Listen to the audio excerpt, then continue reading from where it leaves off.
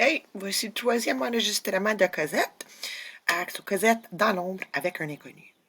Cosette, nous l'avons dit, n'a pas peur. L'homme lui adresse la parole. Il parle d'une voix basse. Mon enfant, c'est bien lourd pour ce que vous portez là. Cosette lève la tête et répond. Oui, monsieur. Laissez-moi faire, reprend l'homme. Je vais le porter tout seul. Cosette le laisse faire. Il marche. C'est très lourd, en effet, dit-il entre ses dents. Puis il ajoute. Petite, quel âge as-tu? 8 ans, monsieur. Et tu viens de loin comme cela? De la source. Et c'est loin où tu vas? À un bon quart d'heure d'ici. L'homme reste un moment sans parler, puis il dit. Tu n'as donc pas de mère? Je ne sais pas, répond l'enfant. Je crois que j'en ai jamais eu.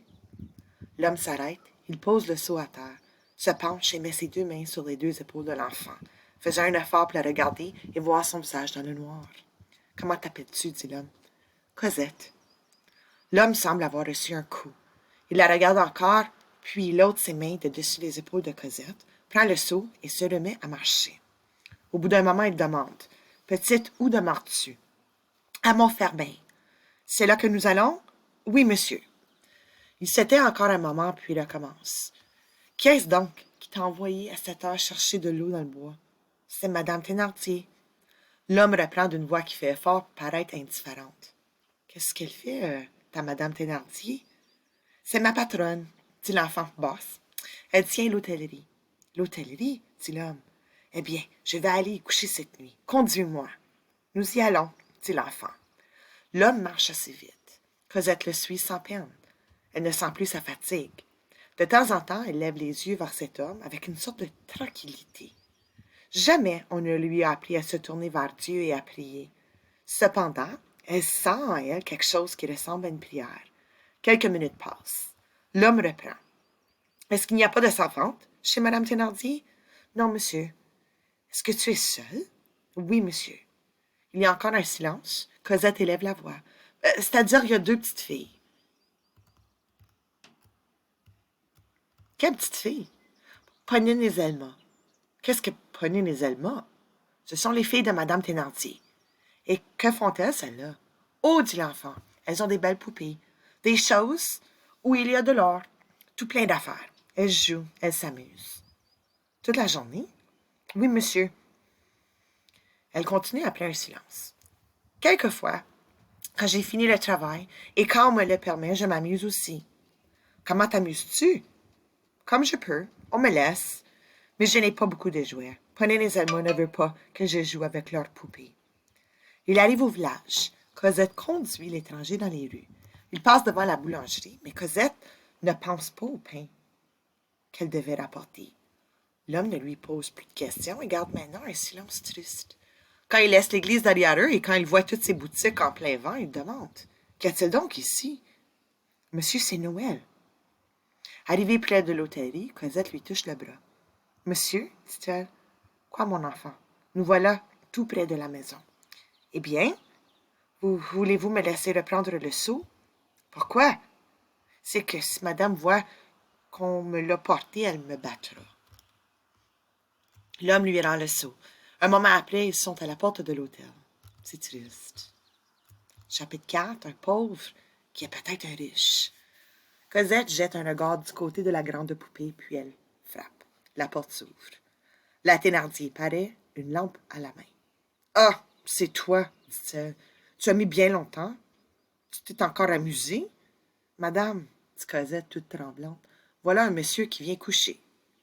La Thénardier remplace son air mauvais par un sourire et cherche des yeux le nouveau venu. C'est monsieur... demande-t-elle. Oui, madame, répond l'homme en saluant. Les voyageurs riches ne sont pas si polis. La Thénardier, d'un coup d'œil, mesure l'habit et les moyens de l'étranger. Elle reprend sèchement. Entrez. L'homme entre. La Thénardier lui jette un deuxième coup d'œil. Elle voit la veste usée et le chapeau, puis fait un signe à son mari, qui est comme d'habitude en train de boire. Le mari répond par un mouvement de la main qui veut dire pas d'argent. Alors la Thénardier s'écrie. Oh, ça, excusez-moi, mais je n'ai plus de place. Mettez-moi où vous voudrez, dit l'homme au grenier, ou avec les chevaux si vous voulez. Je paierai comme si j'avais une chambre. 40 sous. 40 sous si vous voulez. C'est bien. 40 sous, dit un client bas à la Thénardier. Mais c'est seulement 20 sous. C'est 40 sous pour lui, répond la Thénardier. Je ne reçois pas de pauvres à moins. C'est vrai, ajoute la Marie avec douceur, ça fait du tort à la maison d'avoir ces gens-là.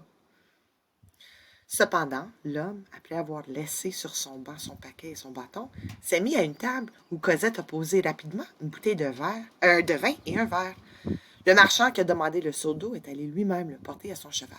Cosette a repris sa place sous la table de cuisine et son tricot. L'homme, qui touche à peine le verre de vin de son verre, regarde l'enfant avec attention. Cosette est laide. Heureuse, elle serait peut-être jolie. Elle est maigre. Elle a près de 8 ans, on lui en donne à peine 6. Ses grands yeux creux ont trop pleuré. Les coins de sa bouche sont ceux des condamnés ou des malades désespérés. Le feu qui a éclairé à ce moment fait sortir ses os et sa maigreur. Elle a toujours froid. Elle a pris l'habitude de serrer ses deux genoux l'un contre l'autre. Elle n'a sur elle que de la toile trouée, pas un chiffon de laine. Au travers, on voit sa peau, ça et là, et parfois des taches bleues et noires aux endroits où la Thénardier l'a frappée. Tout en cet enfant, sa voix, son regard, son silence montrent un seul sentiment, la peur. La peur lui fait tenir le moins de place possible, ne la laisse respirer que le nécessaire. Cette peur est si forte qu'en arrivant toute mouillée, comme elle est, elle n'a pas osé aller se sécher au feu et s'est remise silencieusement à son travail. Jamais, nous l'avons dit, elle n'a su ce que c'est de prier. Jamais elle n'a mis le pied dans une église. Est-ce que j'ai le temps, moi, d'y aller? Répète la Thénardier. L'homme à la veste jaune ne quitte pas Cosette des yeux. Tout à coup, la Thénardier s'écrie et se peint Cosette, comme chaque fois que la Thénardier élève la voix, sort bien vite de dessous la table. Elle a tout à fait oublié ce pain, mais pareil à tous les enfants qui ont peur, elle ment. Madame, la boulangerie était fermée. Il fallait frapper. J'ai frappé, madame. Eh bien, le boulanger n'a pas ouvert. Je saurai demain si c'est vrai, dit la Thénardier. Et si tu me mens, tu seras battu. En attendant, rends-moi la pièce de 15 sous. Oh oh. Cosette met la main dans sa poche, la pièce de 15 sous n'y est plus. Ah ça, dit la Thénardier. M'as-tu entendu? Cosette retourne de sa poche et rien. Qu'est-ce que cet argent peut être devenu? La malheureuse enfant ne sait pas quoi dire. Est-ce que tu l'as perdu, la pièce de 15 sous? Crie la Thénardier. Ou bien est-ce que tu veux me la voler? En même temps, elle tend le bras vers un bâton.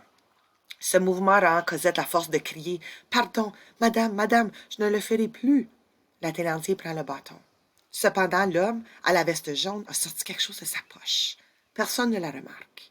Les autres voyageurs boivent ou jouent aux cartes et ne font attention à rien.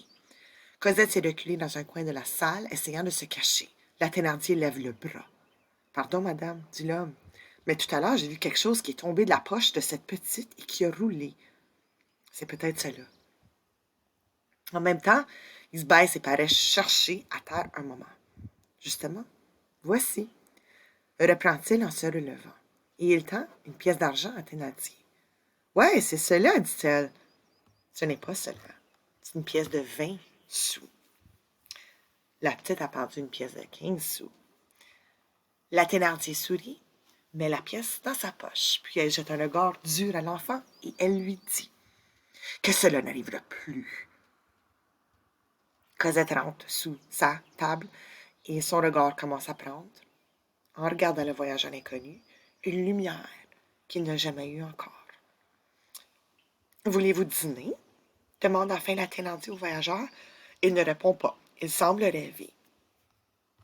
« Qu'est-ce que c'est, cet homme-là? » dit-elle entre ses dents. « C'est un vrai pauvre.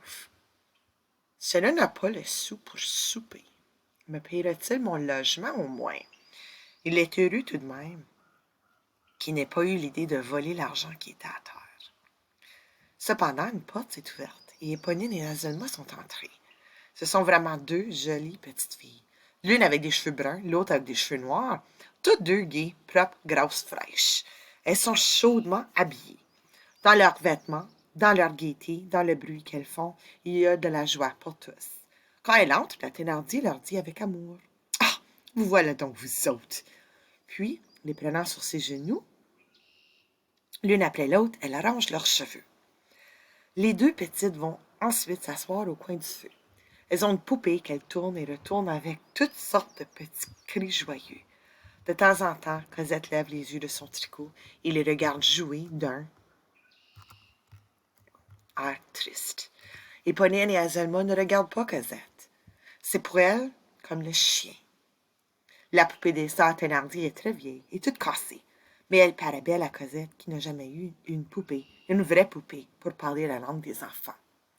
Tout à coup, la Thénardier, qui continue d'aller et venir dans la salle, s'aperçoit que Cosette, au lieu de travailler, s'occupe des petites qui jouent. « Ah! » crie-t-elle. « C'est comme cela que tu travailles? Je vais te faire travailler à coups de bâton, moi. » L'étranger, sans quitter sa chaise, se tourne vers la Thénardier.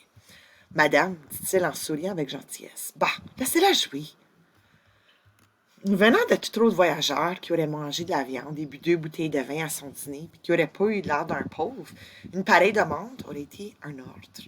Mais qu'un homme qui a ce chapeau et cette veste se permette de parler ainsi, c'est trop.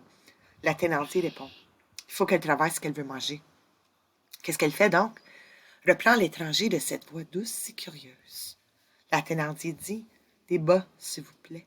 Des bas pour mes petites filles qui n'en ont pas. » L'homme regarde les pauvres pieds rouges de Cosette et continue: « Quand aura-t-elle fini ses bas? Elle en a encore pour 3 ou 4 jours.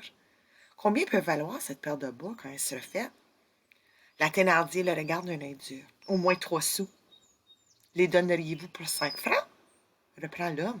« Pardieu! » s'écrie avec un gros rire un client qui écoute. « 5 francs, je crois bien. » Le Thénardier croit devoir dire: « Oui, monsieur, si cela vous amuse, on vous donne ces bas pour 5 francs. Nous ne savons rien refuser aux voyageurs. »« Il faudrait payer tout de suite, » dit la Thénardier. « J'achète ces bas, » répond l'homme, et ajoute-t-il en tirant de sa poche une pièce de 5 francs qu'il pose sur la table. « Je paye. » Puis il se retourne vers Cosette. « Maintenant, ton travail est à moi. Joue, mon enfant. » Cependant, Cosette tremble. Elle ose pourtant demander: « Madame, est-ce que c'est vrai? Est-ce que je peux jouer? »« Je joue, » dit la Thénardier d'une voix mauvaise. « Merci, madame. » Et pendant que sa bouche remercie la Thénardier, toute son âme remercie le voyageur. Ok, je vais arrêter l'enregistrement ici.